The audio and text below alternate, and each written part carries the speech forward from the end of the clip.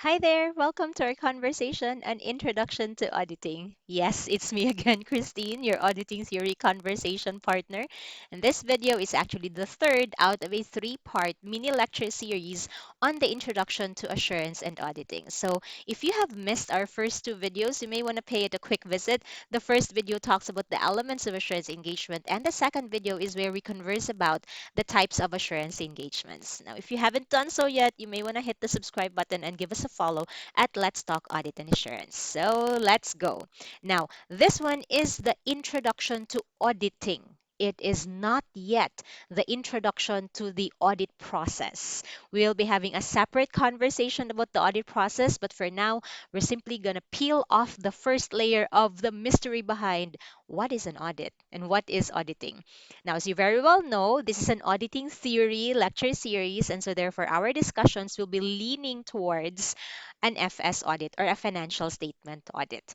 Now, we could very well just show the definition of auditing and then take it from there, but I think it would be better if we chop off these definitions into important components to make it more digestible for us. And allow me also to say, prepare yourselves for some deja vu moments because you will realize that the concepts we are going to talk about in auditing would make you feel like it's familiar because remember, auditing is a part of an assurance, a type of an assurance engagement. And so the concepts we talked about in assurance engagements will also apply here in audit. So let's start. The first important component we talk about is the independent auditor. If we go back to our discussion, and the elements of assurance engagement, you would remember the three-party relationship. And one of the three parties is the practitioner. Well, here, because the engagement is now specific, the engagement is an audit. So the practitioner here is the auditor. But I think the more important term to underscore is the word independent. Now, independence is required for assurance engagements. An audit, on the other hand, has the strictest requirement for independence. Now, why must an auditor be independent? Well, if you think about it, this is what lends credibility to your conclusion. It is what lends credibility to your opinion. It helps ensure the intended users that the auditor is not influenced by maybe conflicts of interest or outside parties or even the personal interests of the responsible party. And so, therefore, having an auditor that is independent would give us somehow a level of assurance that the objectivity is present. Now, speaking of an audit, as what we have mentioned, the audit actually follows a systematic process. This is quite an exciting process that I can't wait to share with you in one of our future videos. But one important part of this process, one important phase of this process is actually evidence gathering. It is when the auditor objectively obtains and not only stopping at the gathering part, but proceeds to evaluate the evidence. Do you remember professional skepticism, our discussion in the previous video, where we are alert to possible inconsistencies in the evidence that we have gathered? So the auditor evaluates the evidence that he or she was able to gather.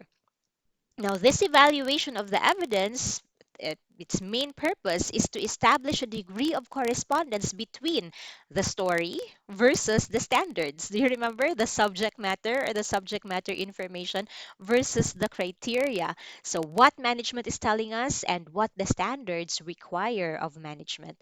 So, we're simply going to establish the degree of correspondence between the two.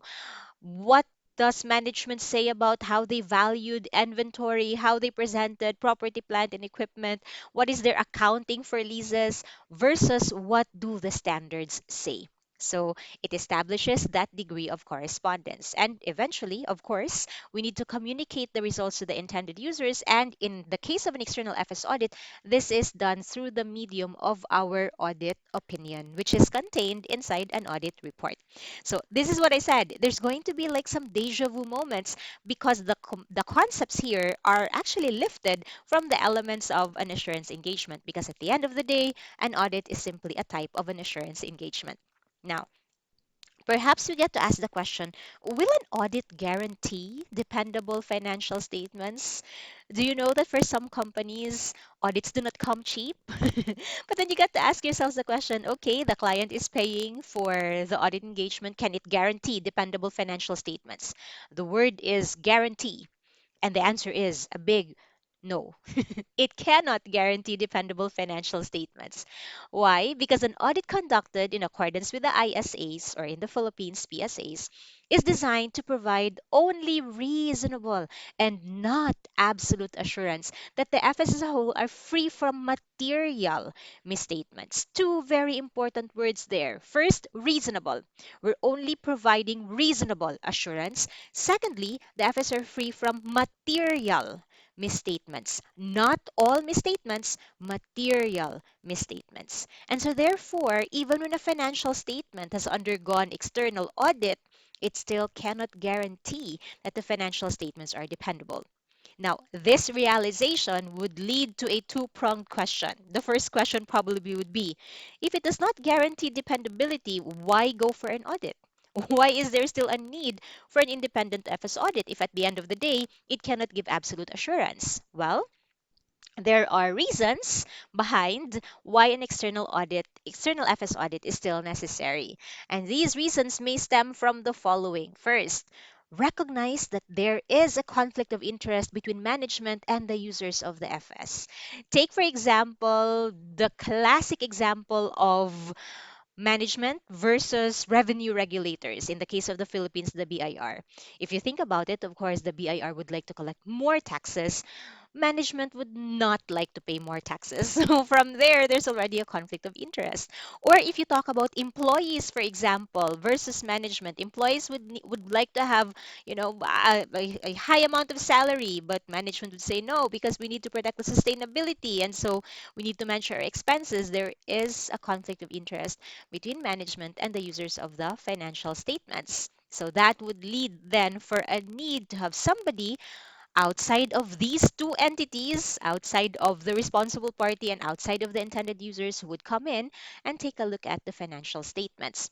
Another is expertise. Of course, needless to say, as an auditor, we're expected to be experts not only for financial accounting, but also in the field of auditing. And this expertise would lend the need for an FS audit.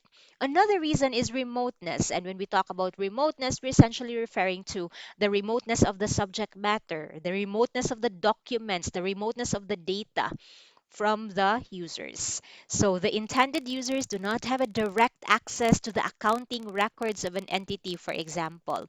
And so therefore, instead of opening your accounting office to all who would like to take a look at your transactions, all who would like to take a peek at your documents, why not have an independent person or an independent team to go right ahead and take a look at those things for them, right? So it lends the need for an independent FS audit. Needless to say, I think you're very much familiar with financial consequences, penalties, interest, surcharges, and we have already previously discussed information risk. Now, so the possibility that the information that you are digesting may contain misstatements. So to reduce that, again, why not have an independent auditor to look into the information for you, right? And then, of course, the cost of capital. We all know the mantra, the higher the risk, the higher the rewards. And so, therefore, if an entity wishes to reduce the cost of capital, the cost of borrowing, and the cost of having investors, then an external FS audit would come in handy. So, these are the reasons why an independent FS audit is necessary. Now, I did say that the first question we asked as to whether it can guarantee dependable FS will lead to a two-pronged question. We have answered the first question. Let's take a look at the next possible question. And the next possible question would be, why can it not provide absolute assurance? Why is it not possible to have absolute assurance? I'm pretty sure if you had a choice, you would want to get absolute assurance, right? But we can't give that in an audit. The question is why? Well, because an audit has inherent limitations. Such as, for example, when one performs an audit, one does not test everything. Can you imagine the thousands of transactions that happen in a day? If you would like to test everything, you may very well not be able to finish your audit within the time frame required. And so, therefore, an auditor usually performs sampling. And when sampling is involved, there is always the possibility that the items not sampled may have contained the misstatements. Another is that there may be errors in application of judgment, or what we call non-sampling risk. In Filipino, we always say, sapagkat tayo ay tao lamang, because we are only human beings, and there will always be the possibility of mistakes. So even if granting, let's just assume that you test everything, let's just assume that you did not do sampling, but then you cannot remove the fact that there will always be the possibility of human error, and this is represented by non-sampling risk. Another limitation of an audit is the reliance on management's representation. Now, while we objectively obtain and evaluate evidence, we also recognize that there really are some instances wherein we have no choice but to rely on or to make use of management's representation. Such as, for example, when we ask management about what their plans are or the basis for their estimates, at the end of the day, these are all representations of management. And whether we like it or not, that is the nature of the information that we are going to audit. Okay, because the financial statements are stories of management. And so, therefore, there are instances whereby we have to make use of management's representation. But then later on, when we talk about testing, you would get to realize that, well, as much as possible, we don't take management's representations at face value. We do always still have to validate it. And then there are also inherent limitations to the client's accounting and internal control system. Do you remember when we talked about control risk and where we said that even if you have the most sophisticated internal control system in place, there's no perfect system of internal controls. There will always be deviations. You can always expect deviations to happen. And because of that, this will also lead to the absence of an absolute assurance. This is also the reason why we cannot give an absolute assurance to an audit of financial statements, because the client's internal control system at the very start is not perfect. And then the nature of evidence, we've actually talked about this one when we said that evidence is persuasive rather than conclusive. All right, so those are the reasons, those are the inherent limitations of an audit and the reasons why we cannot give absolute assurance. So let's tie that all up and talk about the objective of an audit. The objective of an audit of financial statements is to enable the auditor to express an opinion whether the financial statements are prepared in all material respects in accordance with an applicable financial reporting framework. Notice again some deja vu moments. It's similar to the objective of an assurance engagement, except that this time we're being very specific. We're talking about opinions instead of conclusions. We're talking about financial statements instead of simply saying subject matter information. And we're talking about applicable financial reporting framework instead of simply saying criteria. So this is the objective of an audit. Now, this is coming from Philippine Standards on Auditing PSA 200 or even ISA 200.